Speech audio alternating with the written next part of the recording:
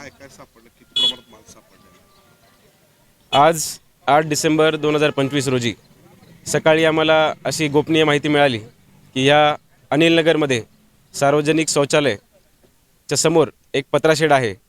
हा जो रस्ता आहे हा कॉटेज हॉस्पिटलकडे जाणारा रस्ता आहे आणि ह्या पत्राशेडमध्ये अवैध काही सामग्री एकत्रित करून काही इल्लिगल ॲक्टिव्हिटीज करण्यात येत आहे अशी आम्हाला गोपनीय माहिती मिळाली.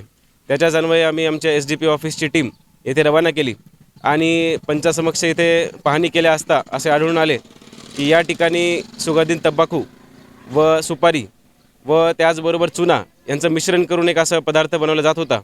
हा जो पदार्थ आहे हा नक्कीच हानिकारक आहे आणि त्याबद्दल आता कारवाई सुरू आहे. त्याचबरोबर या पत्राशेडच्या समोर या रस्त्यावरती एक पार्क केलेली रेड कलरची कार, त्याच्यामध्ये 2 गोणी जे सुपारी आणि तंबाखू, सुगंधित तंबाखू त्यांचं मिश्रण केलेले काही बॅग्स आम्हाला आढळल्या. तर एकूण 3 गोण्या व त्याचबरोबर काही माल आमच्याकडे येथे या कारवाईमध्ये आम्हाला मिळून आला आहे.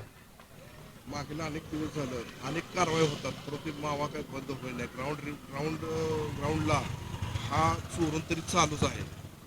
नेमकं त्याबद्दल काय? जसं तुम्ही सांगितलं, पोलीस प्रशासन कारवाई करत आहे.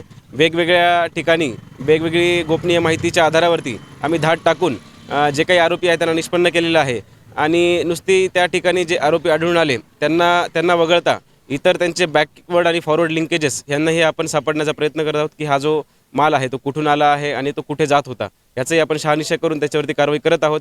आम्हाला यश आलेलं आहे चांगल्या पद्धतीने, परंतु अजून आमची कारवाई चालू आहे. आजचं एक उदाहरण त्याच्याच प्रगतीपथावर आहे. आज जसं ह्या कारवाईमध्ये आपल्याला 5 अक्युज्ड आम्ही नॅप केले आहेत व त्याचबरोबर एक सूरज राजपूत म्हणून व्यक्ती आहे, त्याचं हे पत्राशेड आहे व तोच या गाडीचा ह्या जे काही बॅग्स आहेत त्याचा ओनर आहे हे समजून येत आहे.